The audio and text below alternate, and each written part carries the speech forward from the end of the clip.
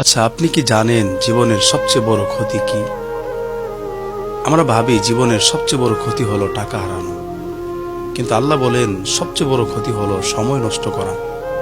আজ আমি আপনাকে এমন একটি কথা বলবো যা হয়তো আপনি জানেন কিন্তু মানেন না। আল্লাহ তাআলা কোরআনে শপথ করে বলেছেন, ওয়াল আসর ইন্নাল ইনসানা লাফি খুসর। সময়ের কসম, নিশ্চয়ই মানুষ ক্ষতিগ্রস্ত। এই আয়াত শুধু কাফেরদের জন্য নয়, এই আয়াত আমার আপনার সকলের জন্য। আজ আমরা ঘন্টার পর ঘন্টা মোবাইলে দিই, কিন্তু নামাজে 2 মিনিট মনোযোগ ধরে রাখতে পারি না। গুনাহ করতে করতে ক্লান্ত হই না, কিন্তু ইবাদত এলেই অলসতা আসে। এটাই শয়তানের সবচেয়ে বড় জয়।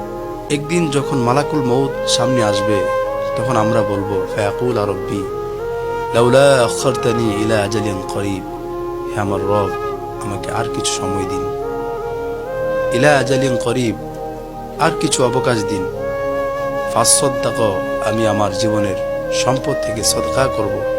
ওয়া আকুম মিনাস সালিহিন, এবং ভালো মানুষের অন্তর্ভুক্ত হয়ে যাব।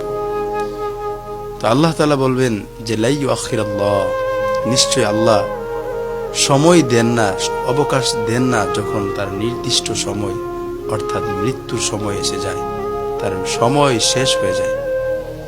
এজন্য আসুন সময় আমরা নষ্ট না করি, সময়ের যথার্থ মূল্যায়ন করি।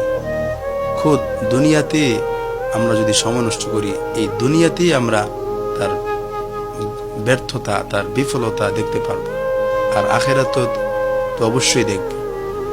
এজন্য আল্লাহ রাসূল সাল্লাল্লাহু আলাইহি সাল্লাম বলেন, হায়াতাকা ক্বাবলা মাউতিক, মৃত্যু আসার পূর্বে জীবনটাকে মূল্যায়ন করো।